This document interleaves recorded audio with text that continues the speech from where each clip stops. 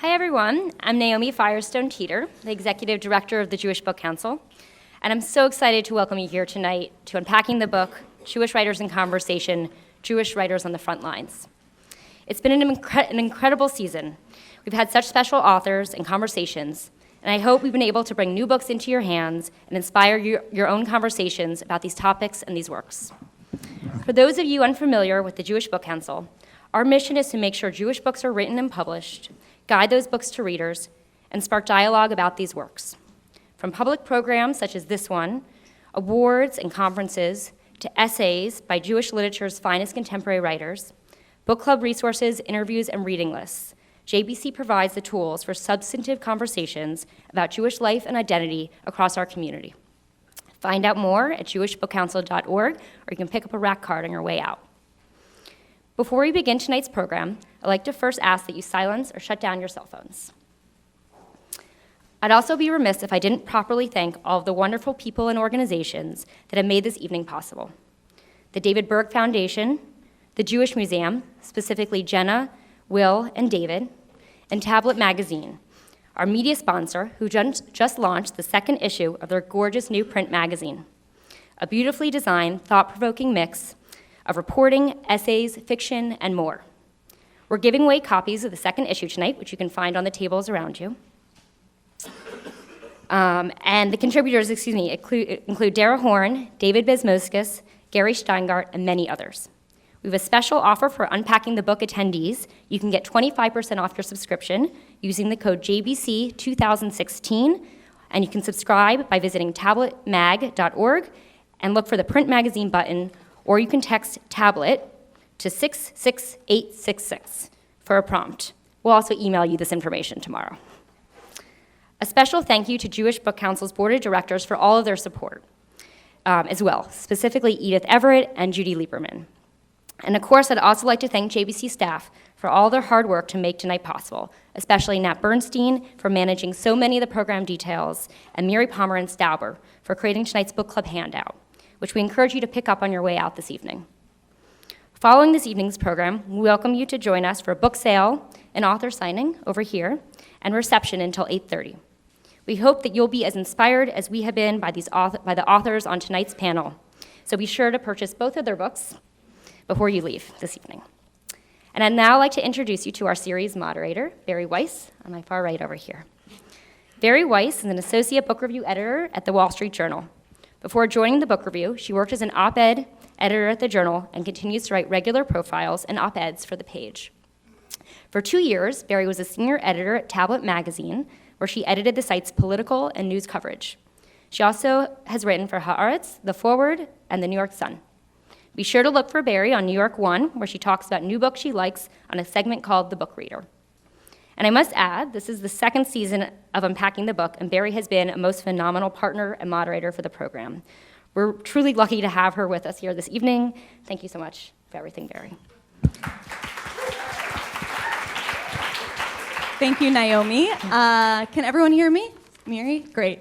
On your seats, you'll see that there are note cards. In about 45 minutes, after we're done talking for a bit, Jewish Book Council staff will come around and collect them, and that is going to be the way that we'll do the Q&A. So if you have a question at any time throughout, write it on the card, and they'll come around and collect them. Okay. I'm really, really excited. We've had many incredible people up here over the past 2 years, but I would say I'm most honored to be here with the two of you tonight. To my left is Elliot Ackerman. Elliot served 5 tours of duty in Iraq and Afghanistan. He's the recipient of the Silver Star, the Bronze Star for Valor, and the Purple Heart for his role leading a rifle platoon in the November 2004 Battle of Fallujah. He's a former CIA officer, a White House fellow, and his essays and fiction have appeared in The New Yorker, The Atlantic, and The New Republic, among many others. Green on Blue is his highly praised debut novel. He currently lives in Istanbul, where he writes about the Syrian civil war. Please join me in welcoming Elliot.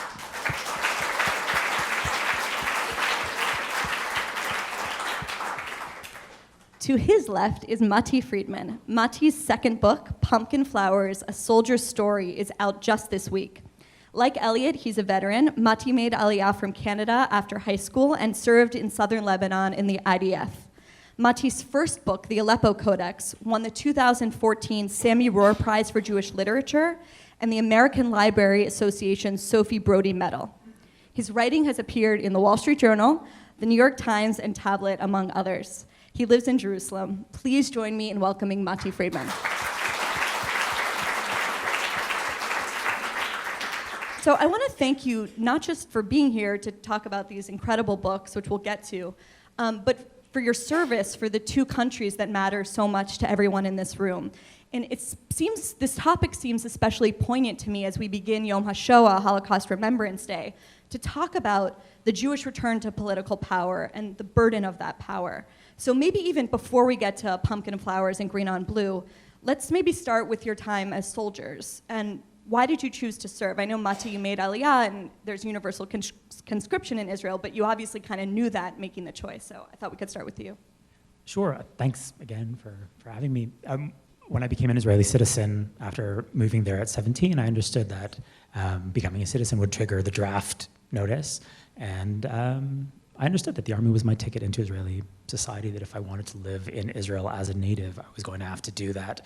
I was going to have that experience with Israeli guys my age. If you miss that experience, it's very difficult to join the society afterward.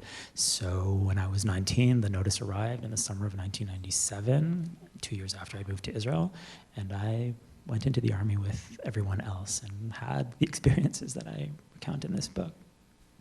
Elliot, how about you? Why become a Marine? Well, that's an existential question. Let's go there. Yeah. 2 minutes in. Well, it starts with the uniforms. Really hot, really hot. Best.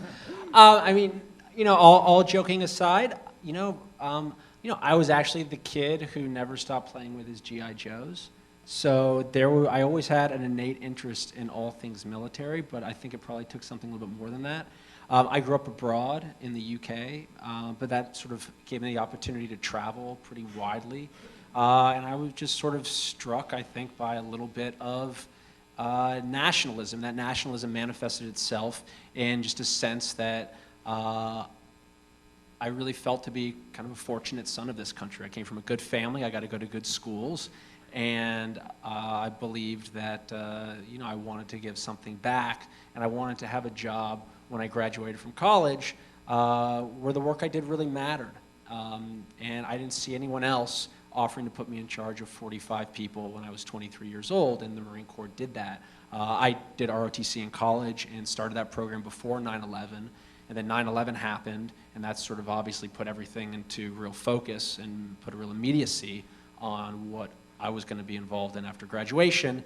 And then the Iraq War kicked off in 2003, and that was the same year I became a second lieutenant.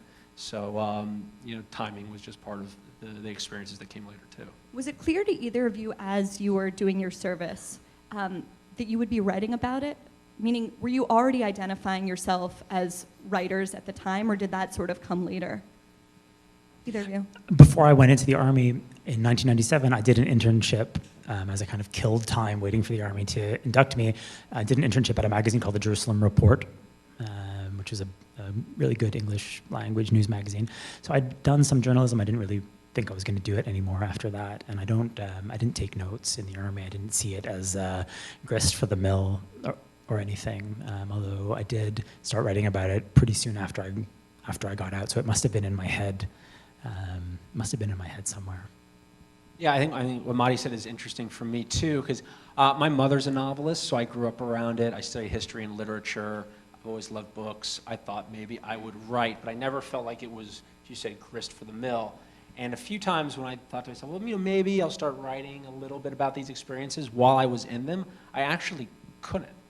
And the day I started writing what, I look back now and as being my sort of first serious attempts, whereas actually within weeks of my making the decision that I was going to resign, and I was still in Afghanistan at the time, and that would be my last deployment. I was going to resign and get out, and I sort of felt like I needed that closure on that one side of my professional life, but on those experiences to reflect on them.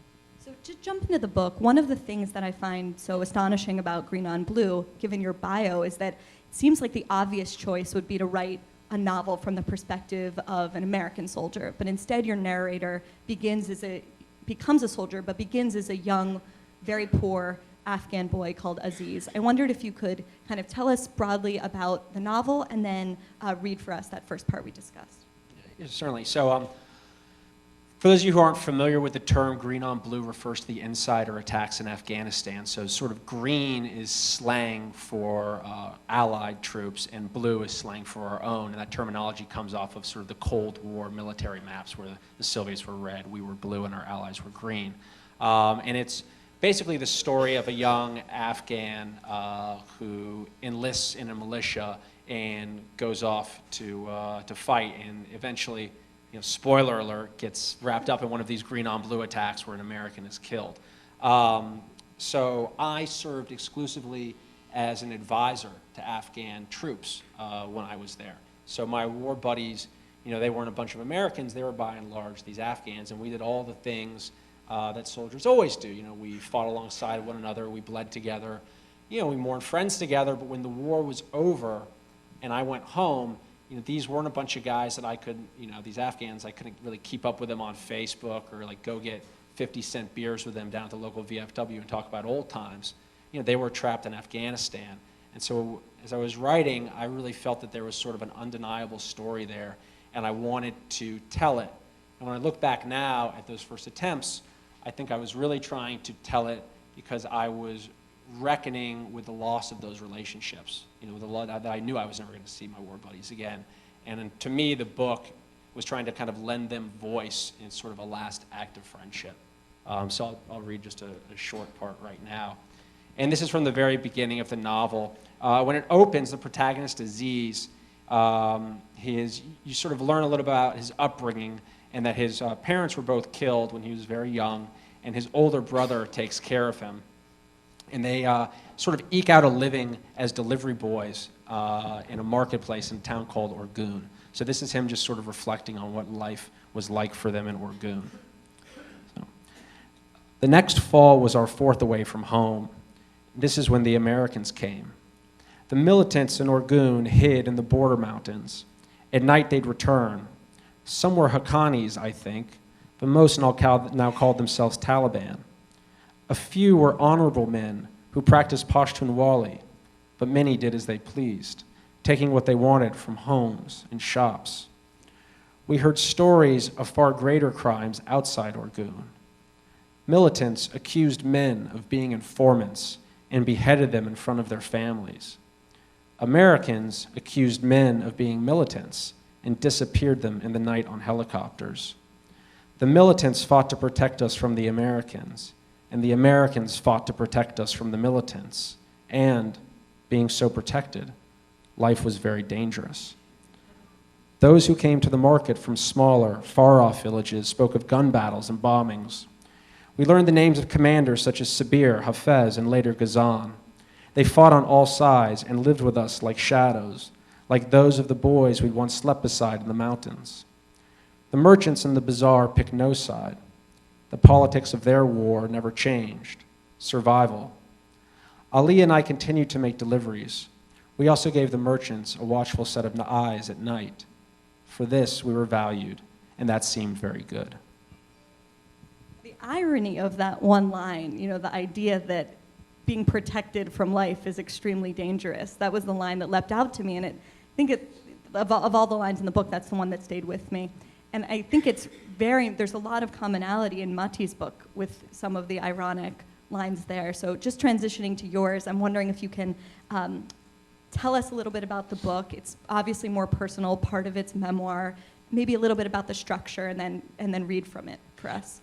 Sure. The book is partially based on my own experiences as a soldier in the late 1990s in Lebanon.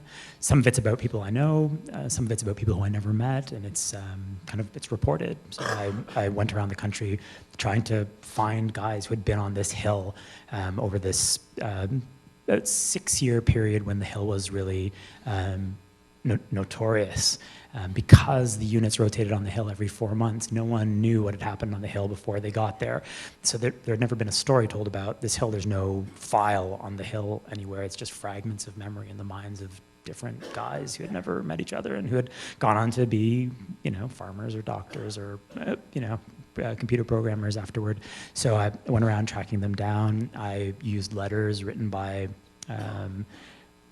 soldiers, including some who didn't survive their time on the Hill, and I kind of put it all together into a story that moves more or less chronologically from an incident in 1994 that made this hill briefly famous until the destruction of the outpost in the spring of 2000. So that's how it's set up. And just the title, which is a little confusing for some people, what is Pumpkinflowers? What does it mean? The Israeli military has a very strange floral jargon that it uses. So in the U.S. Army, there are names like Hellfire or Predator or Apache, kind of warlike names, and a lot of the call signs meaning names used on the radio, seem to be fairly aggressive, bayonet, cougar, things like that, but it's not like that in the Israeli army. In the Israeli military, everything is coded in this very horticultural language. So all of the outposts in Lebanon were named for plants. So and vegetables. Our outpost was called Outpost Pumpkin. That was the name of the outpost. And other outposts in the vicinity of the pumpkin were Outpost Red Pepper, Outpost Basil, Citrus, Cypress. The radio man used to speak a code. They still do. It's still in use. They speak a code that's not a secret. It's not a secret code, but it's a kind of jargon that coats terrible things in beautiful language to allow you to talk about it, so to allow an 18-year-old to say terrible things on the radio. So if you have wounded soldiers, you don't say we have wounded soldiers, you say we have flowers. Flowers is the code for casualties on the Israeli military frequencies. If you have a dead soldier, you don't say KIA, like you would say in the American military, which always to me sounded kind of like a tax form or something like that, which is I think what it's supposed to be. It's kind of a bureaucratic euphemism for something awful that you can't say. So in the Israeli military, a fatality is called an oleander, harduf in Hebrew, so you'd say we have an oleander. So Pumpkinflowers is kind of a riff on the weird kind of botanical garden language that we spoke in Lebanon. So can you read from us from Sure.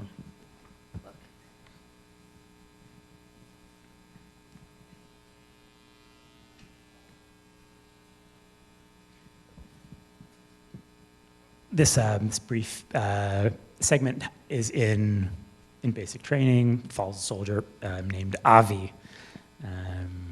So this is the early 1990s, 1994, 22 years ago.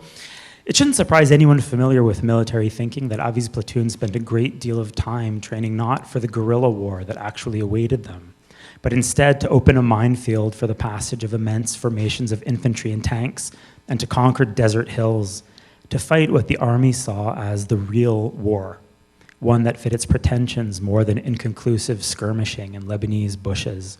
And it was 1994, but the army's clock was still set at 1973. This certainly wouldn't have surprised Avi's favorite author, Roman Gary, who found himself as an Air Force cadet communicating with hand signals from the open cockpit of a biplane going 70 miles per hour, being actively trained like the French army for the War of 1914 in 1938. In the years of these events, the 1990s, many people in Israel thought peace was coming. And if you look through old newspapers, you'll find lots of news about peace negotiations. People were talking at the time about a new Middle East, and the war in Lebanon was of less interest.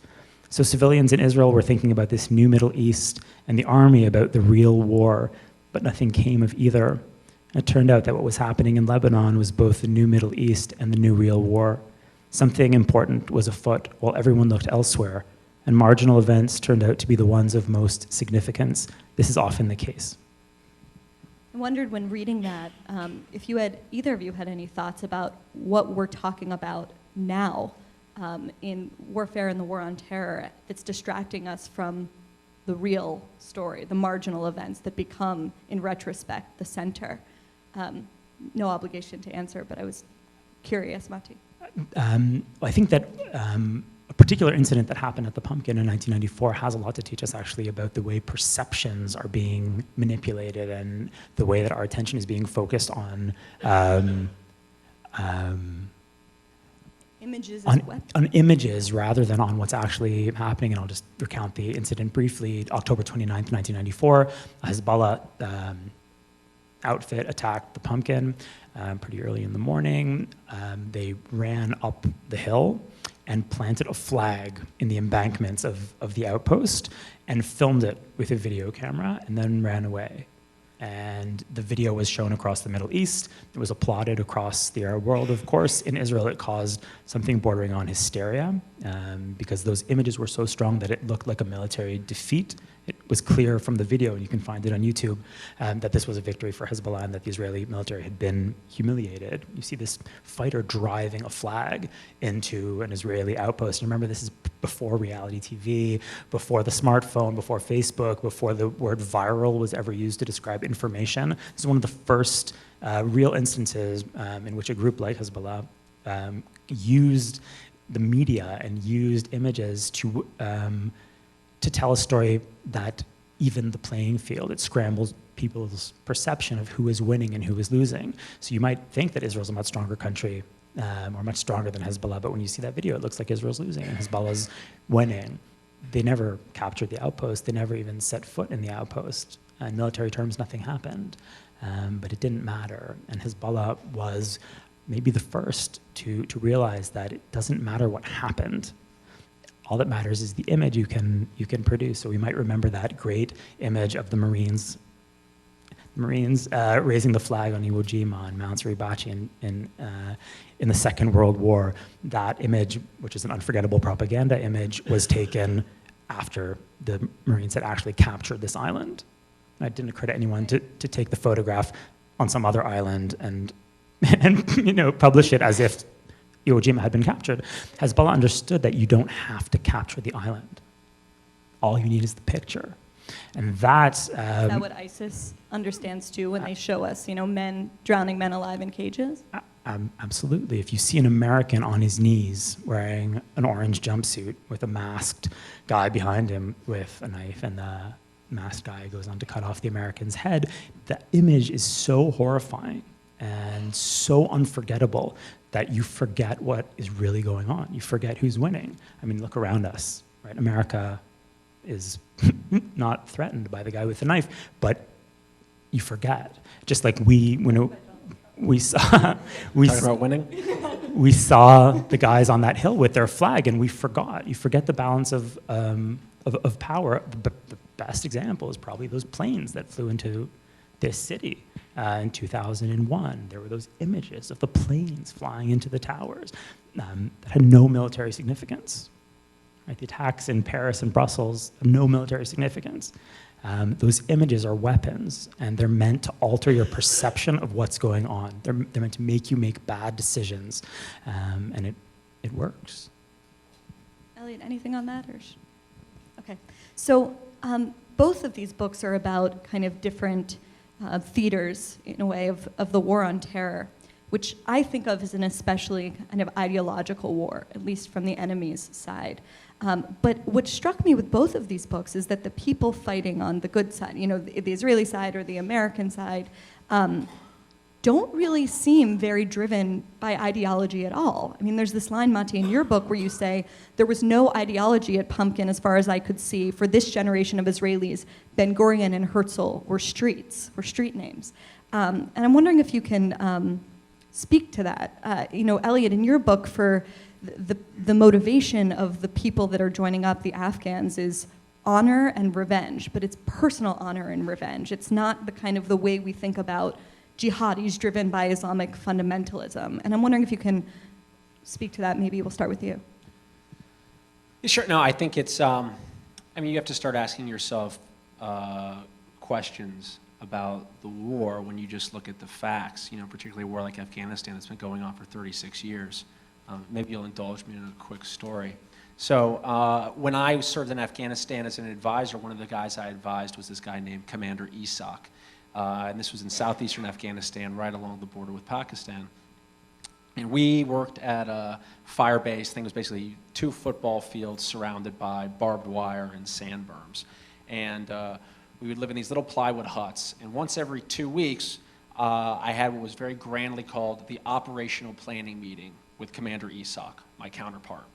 So I would put on my boots, and I would walk out of my little plywood hut, and I'd sort of amble across the dusty 2 football fields, and I'd knock, knock, knock on Isak's plywood hut, and he'd open the door and go, Mr. Elliot, good to see you. And I'd say, yeah, Isak, time for the planning meeting. He'd be like, yes, come in.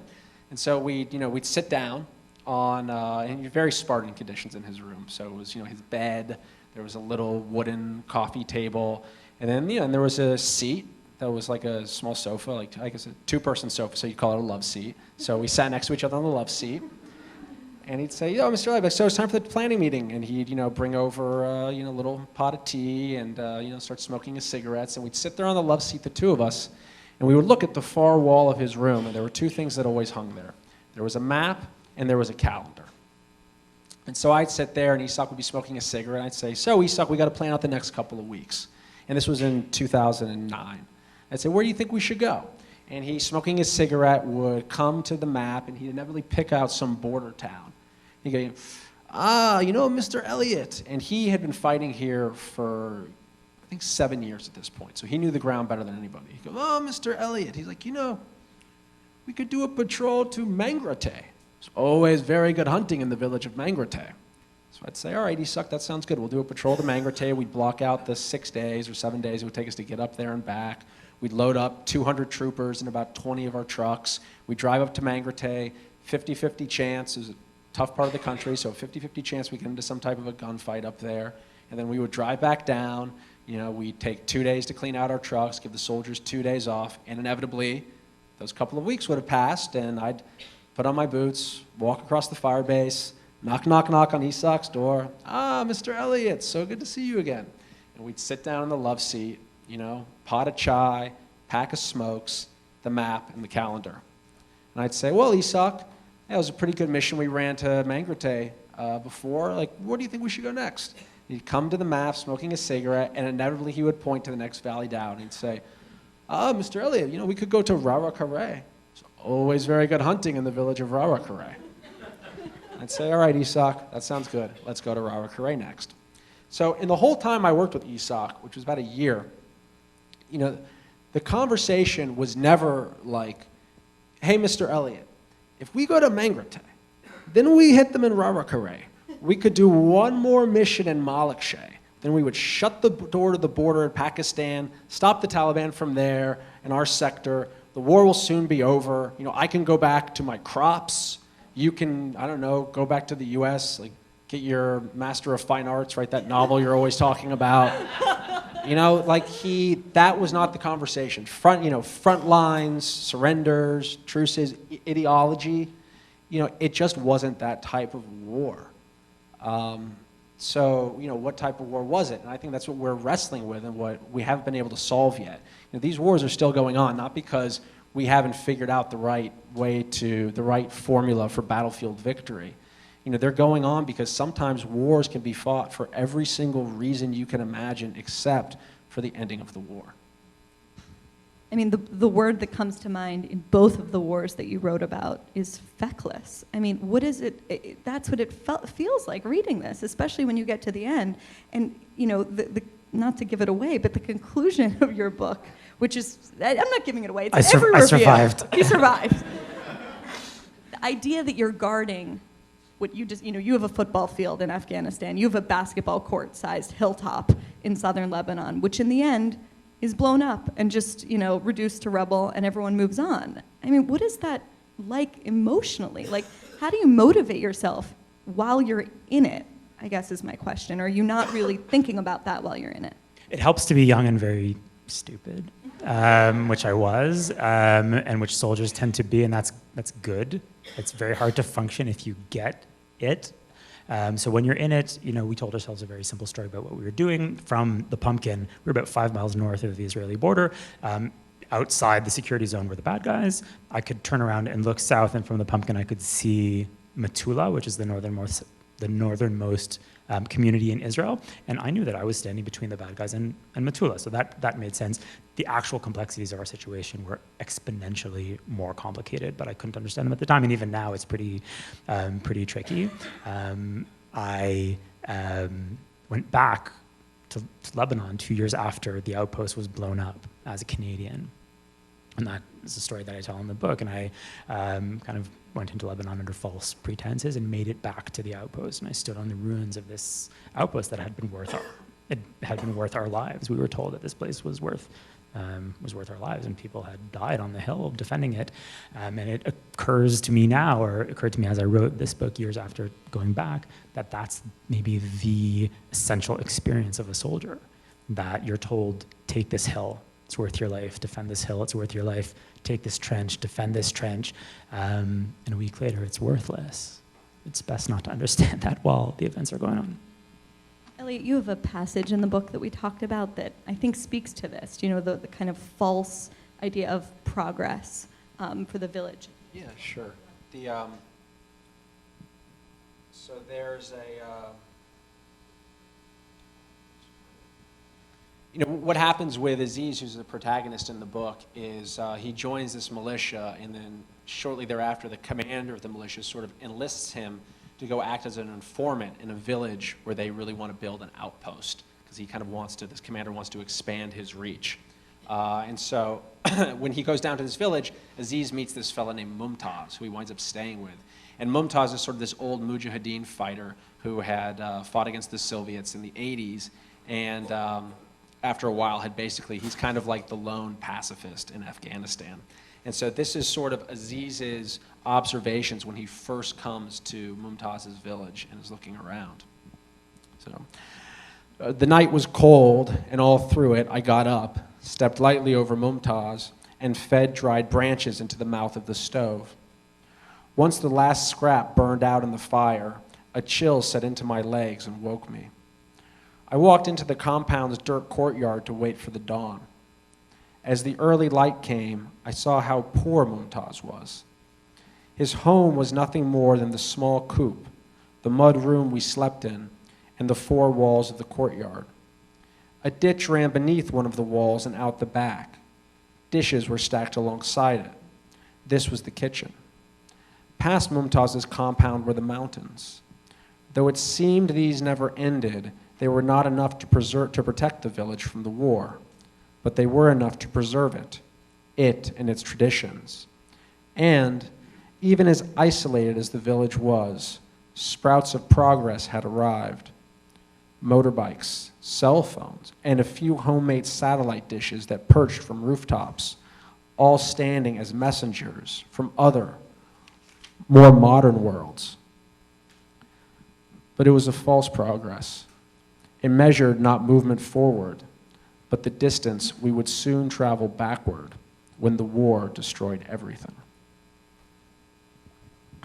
One thing that I wanted to ask you both about is the difference between fighting in a faraway land that you'll never go back to again, maybe by choice, and then fighting to protect your family that's living 25 miles away, and kind of the psychological difference between those two. You dedicate this book to Big Cheese and Ali, who I'm assuming are soldiers that you served with, who maybe you've never spoken to since. And that's a pretty big distinction with you, Matti, and I'm sure you see the people that you served with all the time. So can you speak to that? Sure. Sebastian Junger wrote a really interesting piece last year in Vanity Fair about PTSD and the way it plays out in the U.S. Army, and he makes an interesting comparison with Israel. And he kind of suggests that part of the driver of PTSD, which is just this vast problem for American soldiers, is this incredible gulf that exists between the war and home, and the impossibility of kind of decompression when the difference is so stark. You're in you're in your plywood hut in Afghanistan, you get on a plane, and then you're in, and you're in the Kmart. There's a striking scene from The Hurt Locker, it's a movie about a bomb disposal specialist, and it's very grim, and he's in Iraq, and then all of a sudden he's in the supermarket. and you see just shelves of plenty, and that makes it really hard, I think, for the soldiers to readjust. In Israel, it's different, and our situation, of course, has its tragic aspects. But if we're looking for a silver lining, the wars are very close, and the society is mobilized for them. There's a draft, so most people, serve in the army. The war, happens a couple minutes from your house, or a couple miles from the border, and that makes it easier to come back. So I came back from Lebanon, which was a half-hour drive in a convoy from the outpost back into Israel, and I would be home a couple hours after that, and I would meet other friends of mine who were in combat units who knew what I was doing and who knew what Lebanon was and who knew what the Pumpkin was, and my parents knew where I was, and it was clear to me what I was doing, and they knew what, so the decompression was much easier, and that is one of the reasons I think that Israel doesn't have the trauma problem to the same extent as the United States. Yeah, I think that all makes sense to me. I have a really very close friend of mine who's actually still in the military. He's a special operator, and we'll often, we go on runs together early in the morning. And one run I remember particularly, we were sort of cruising around. We were in Washington, D.C., and it's like 5 a.m., and we start talking about PTSD and wondering, like, hey, do you think you have PTSD? Like, I don't know, man. Do you have PTSD? I mean, and this guy, he was, like, in the Iraq invasion in 2003 and has been going in and out of war zones, to today. And so, I told him, I said, he's like, I never have any dreams or anything like that. I'm like, sometimes, I'll have a sad memory, and for like an hour, the whole world will be like one of these insufferable Hallmark card commercials, and I'll get really misty-eyed. And he sort of laughed at me. He said, I have a dream, and it's a recurring dream. He's like, I'm in a house on a raid, and I'm the first man in the stack going in, and we blow the breach, and the door's in there, and suddenly I'm alone, and I go into this room, and there's a guy in the room, and he's got an AK-47, and he draws down on me, and he goes to shoot me. My magazine, or my rifle jams, and I go to do a reload, and I reach into my magazine pouch, and I pull it out, and all I've got is a ham sandwich. So I go to the next another ham sandwich. He's like, and I look around, and I was like, all I got is ham sandwiches. And I sort of laugh at him, and he looks at me, dead serious, and he goes, man, I wake up, I am scared shitless every time. And so I've thought about this issue, sort of like, where does that come from? And I think that, in the U.S., and you talk about people reintegrating now, and I've sort of seen the gamut from people I served with. There are certainly, I think, the people who suffer from what we perceive as the classic, nightmares all the time, flashbacks, like that's a real thing that exists. But there's this much broader affliction that in many ways I think is almost more insidious. And that's just kind of the rudderlessness that a lot of veterans feel. And when I've thought about it, it's like, I think for any of us, like any human being, right, the key to happiness is to have some type of purpose in your life, right? And so to give like a very basic type of purpose is, a man works a job, that job puts food on the table for his family, his children, he watches his children grow and go to school. Those kids have more opportunities than he does. That work and that family gives him purpose, and from that purpose, he derives his happiness. Well, what you do, I think, when you take young soldiers, right, and you put them in a war at 19, 20, 21 years old, is you give them this very skewed relationship to purpose at a young age. So if purpose is sort of like, let's say it's like it's the drug that induces happiness, they're getting like a very crystalline dose of purpose very young. So now they're 19, 20, and they are in a remote valley somewhere, or they're in some urban hellhole, and they're got a mission that, although at the strategic level it might seem very murky, frequently it's as clear as, keep the pumpkin safe, or hold this outpost. And so if purpose is that drug that induces happiness, from 19, 20 years old, they're basically like, they're freebasing the crystal meth of purpose. Like there is nothing more intense than what these guys are taking hits from. But you can only do that for so long, 3, 4, 5, 6, 7, 8 years, you go to war, and eventually, you come home, and that's over. And you go back to the US, and the war's a million miles away, and it's time to get on with your life.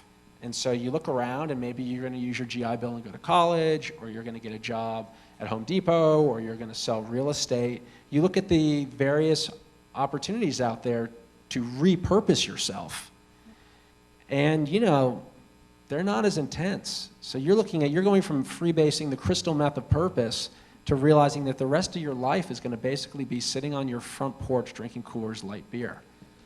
Like, it's just not going to be as good. And a depression sets in. And I just think much of what you see in the American veteran experience that is so difficult is that associated depression and the problems that come with it. Does it feel like freebasing the crystal meth of purpose if there's a universal draft?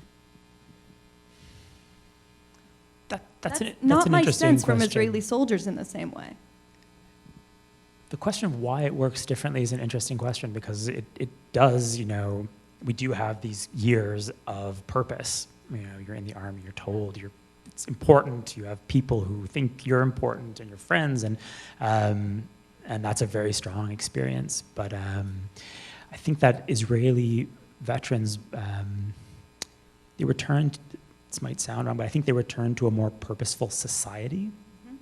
So Israel is a much more cohesive place because it's smaller and just a different place.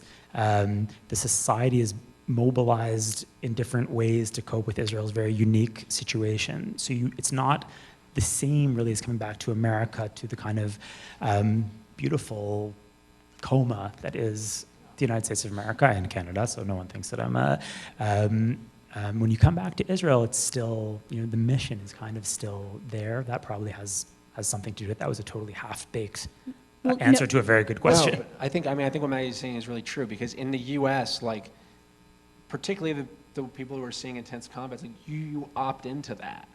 So they've all gone seeking it, and the ones who find it are happy to have found it in this strange way. But then it's this very kind of conflicted experience. Like I can tell you right now, and maybe you feel the same or you don't, but if you were to say like, Elliot, think of the 10 best days of your life. I tell you this many were days that I was in combat. And you say, okay, Elliot, think of the 10 worst days of your life. Exact same days. And like, what does that mean? And you can get a group of vets, just vets sitting in a bar one night, and you can have them telling a certain set of stories, and they will be crying into their beer, recounting those things. And you can get them on a different night, telling the exact same story, and they'll be laughing their asses off. And Right. What does that mean? Right, and regular life has very little to offer to compete with that level of intensity. Yeah. Right, of course. Matti, what you said before sets up beautifully the beginning of chapter 22, which is about, it really moved me, and I'm wondering if you can read it out loud. It's about how dead young men are kind of the most important group in Israel. So this chapter opens after a helicopter crash that happened in the north of Israel in February 1997. Some of you might remember it. 2 helicopters, which were en route to Lebanon, one of them to the Pumpkin, collided with each other in northern Israel, and 73 soldiers were killed, everyone on board both helicopters. The day after the 2 helicopters crashed, while the country was trying to get used to the number 73, no survivors, they took someone from Avi's company to a room in Tel Aviv where the army had the coffins laid out in rows. They asked him to identify the guys inside, his friends. When they opened the lids, he saw Israel's secret weapon, because it has never been in a Mossad basement or in the vaults at Dimona. It was right there in rows. Dead young men are an important group in Israel, maybe the most important group. Their funerals are rites of passage, a sunny graveyard, a military cantor, and an honor guard, parents who look like yours, girls crying behind sunglasses as they learn something they will spend years as wives and mothers trying to forget. There's a culture that surrounds the dead, memorial books with photographs and letters, memorial evenings with songs and poems, a solemn tone of speech, short biographical movies with piano soundtracks that are shown every year on TV on Remembrance Day. That's the day when a siren sounds across the country and everything stops in honor of the dead soldiers. Cars pull over on the highway, shoppers stand at attention in malls, clerks in their offices, 5-year-olds in their kindergartens. Across the country, there are hiking trails, groves of trees, lookout points, and picnic areas named for the dead. You can be anywhere and suddenly come upon a stone marker engraved with the name of some young person. The stone is the common local limestone, which is itself made of bodies. microscopic creatures who died in the light zone at the surface of a prehistoric ocean and floated down through the darkness to the seafloor, which is now our country, becoming the material that people here have always used to build their temples and homes. If the JBC staffers could go around, if any of you have questions, if you can raise your hand with the card, they'll come around and collect them. Matti, Gall Beckerman in the Times, I think yesterday, maybe it was today, compared your book to the famous Vietnam novel by Tim O'Brien, The Things They Carried. And so I was looking into Tim O'Brien today, and he wrote this: in the end, a true war story is never about war. It's about sunlight. It's about the special way that dawn spreads out on a river when you know you must cross the river and march into the mountains and do things you are afraid to do. It's about love and memory. It's about sorrow. It's about sisters who never write back and people who never listen.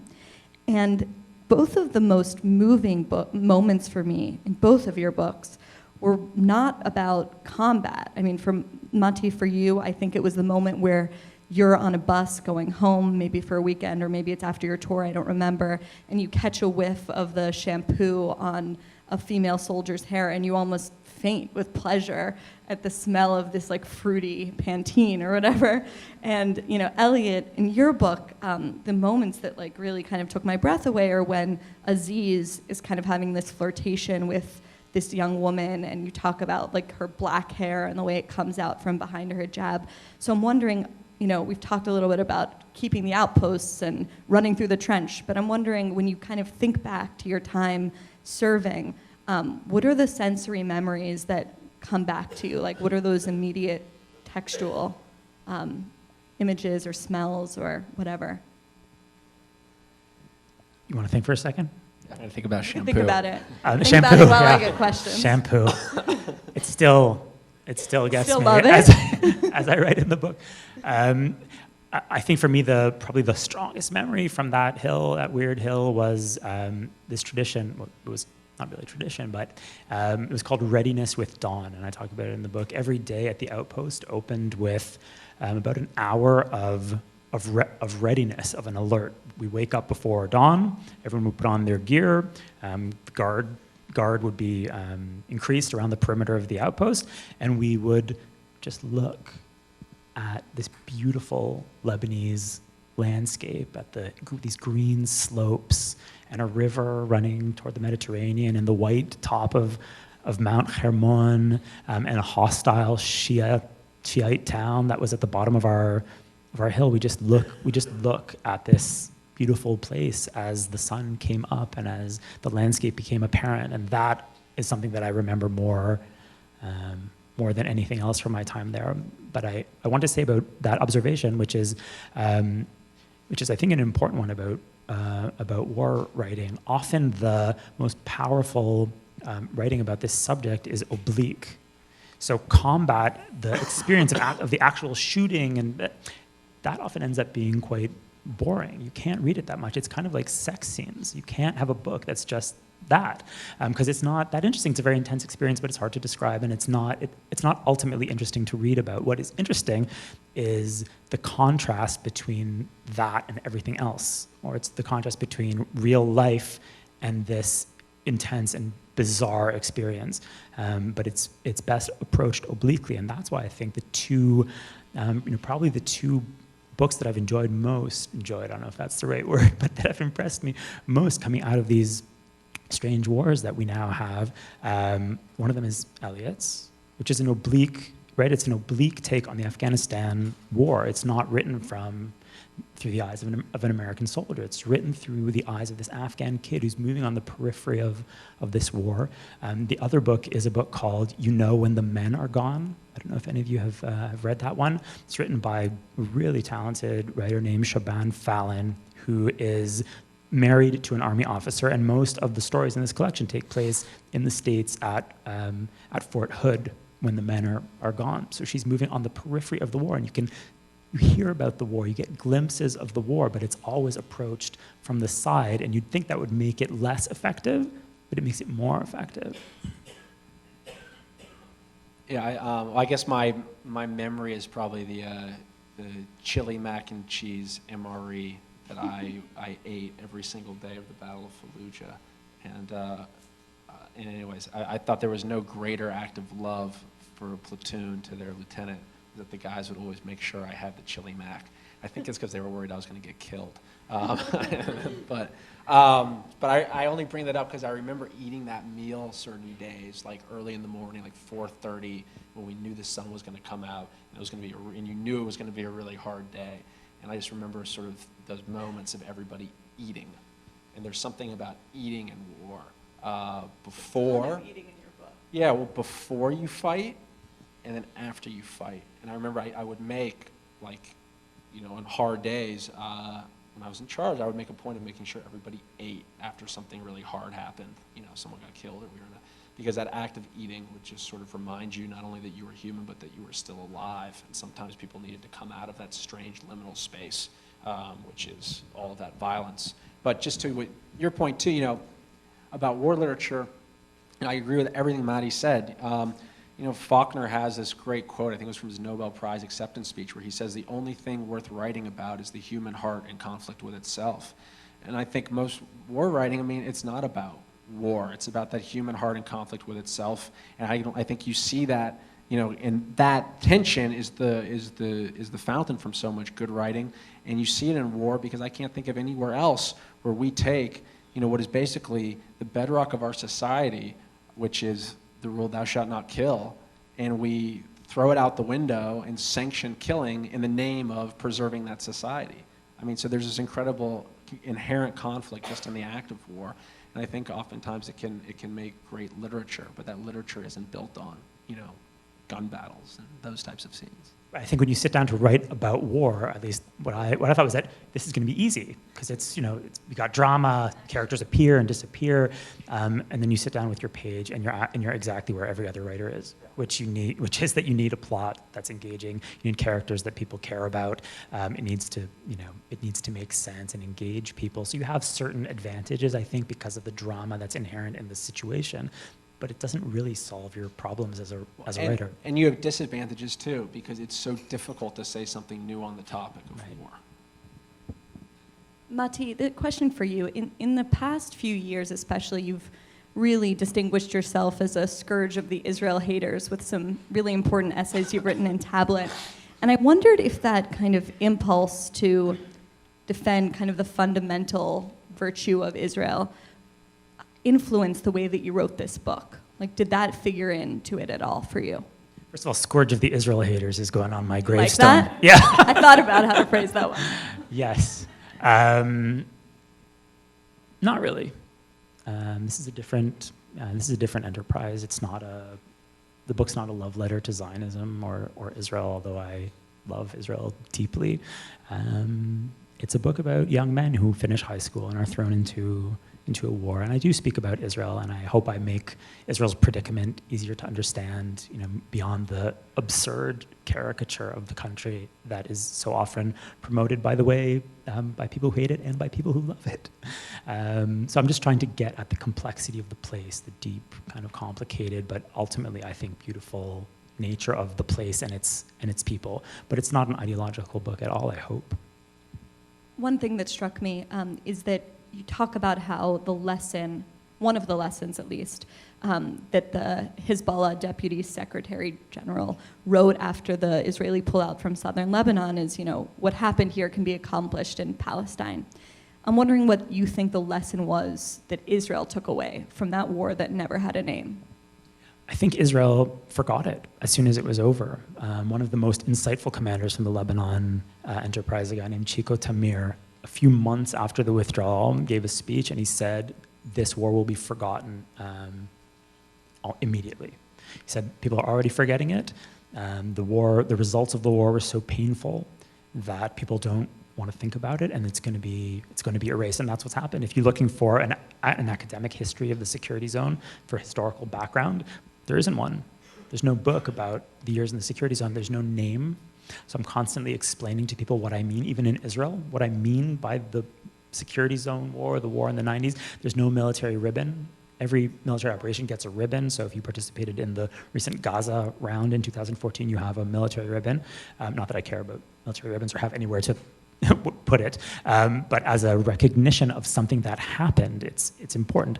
As far as official Israel is concerned, nothing happened. This never happened. So the lessons were not learned, the information was not processed, and I think immense impact of those years on Israeli society is almost entirely beneath the surface. Elliot, someone asked, why did you decide to write your book as a novel? Oh, well, Why couldn't it have been a memoir of your life as an Afghan kid? yeah. I mean, you don't ask the painter why doesn't he take photos? Because I'm a novelist, and I couldn't have told that story as any other way. And I sort of, as I mentioned, the real ambition of the book was to try to lend a voice to the Afghans who are not writing books. And I think frequently the way these wars are perceived in the U.S. is that they're occurring in a vacuum. If these wars have been difficult, for us as Americans, I mean, they've been completely cataclysmic to the Afghans and the Iraqis. But often, that point of view is not seen. So my ambition was to try to render that point of view, and to also try to show the Afghan war in micro, try to tell a universal story about a war that's incredibly complex and incredibly local. Were you at all worried in making Aziz your narrator and telling the book from the perspective of an Afghan that you would be accused, I don't know, of Orientalism or cultural appropriation? Like, was that a concern at all or no? Not at all.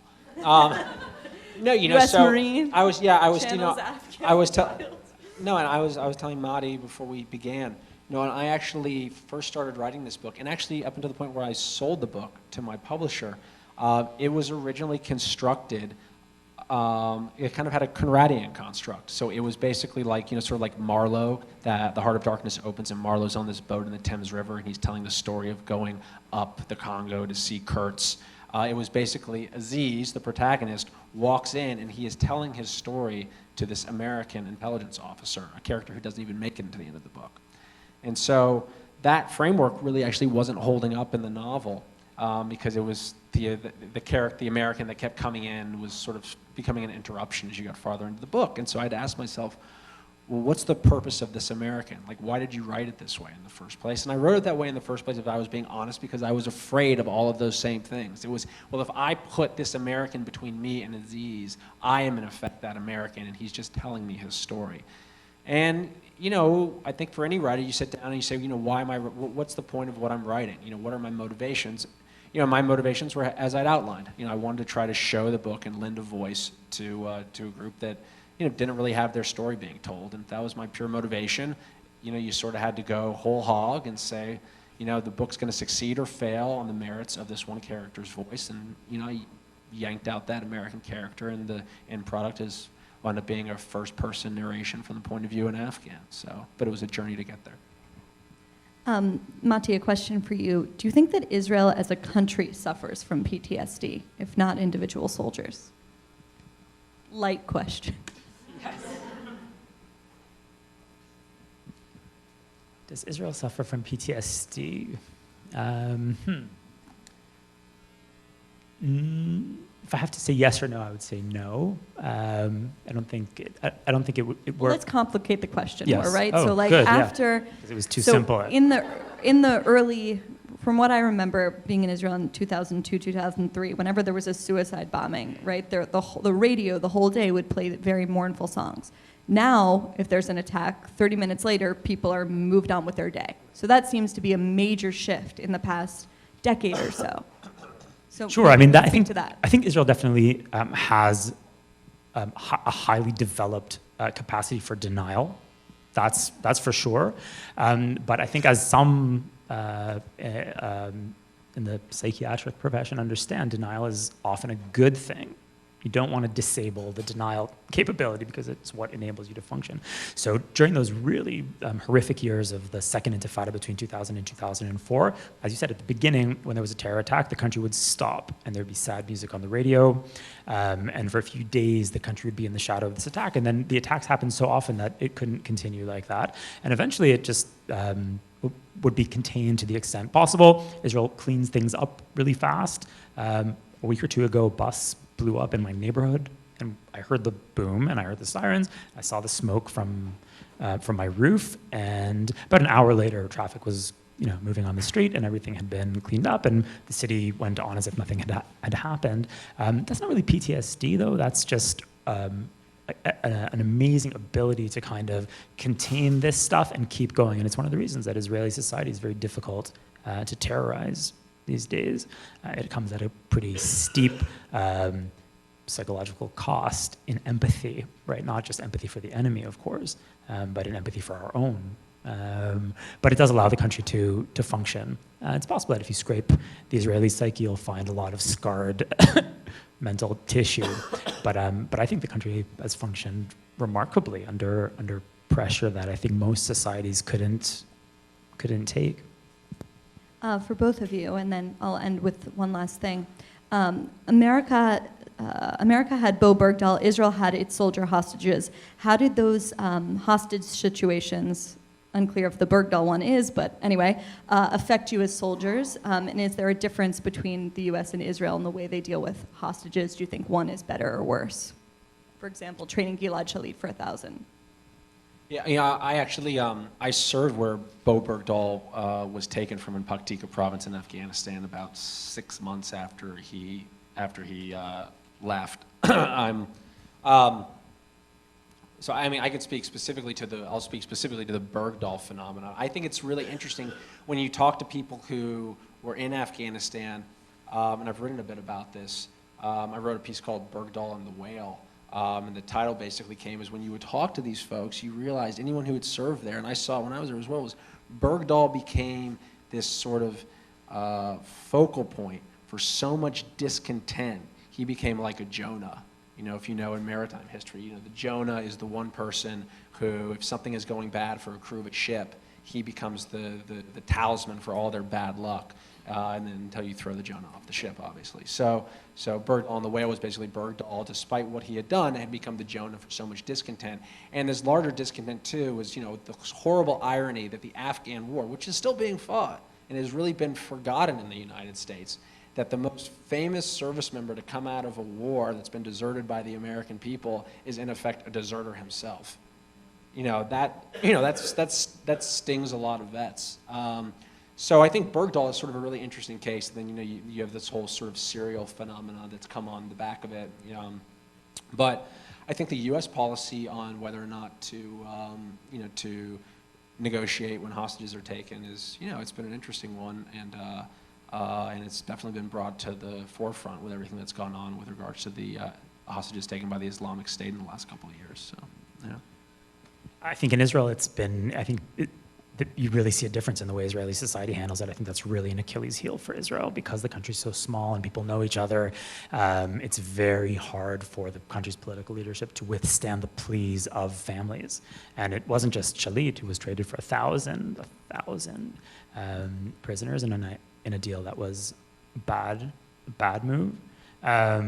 It was the bodies of 3 guys who were seized by Hezbollah on the Lebanon border in 2000, and then 2 more guys from my reserve outfit whose bodies were taken in 2006. Israel's soft in that way and is willing to give a lot to get back not just live soldiers but bodies.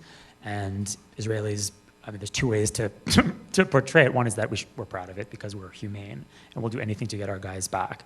Another is that we're weak.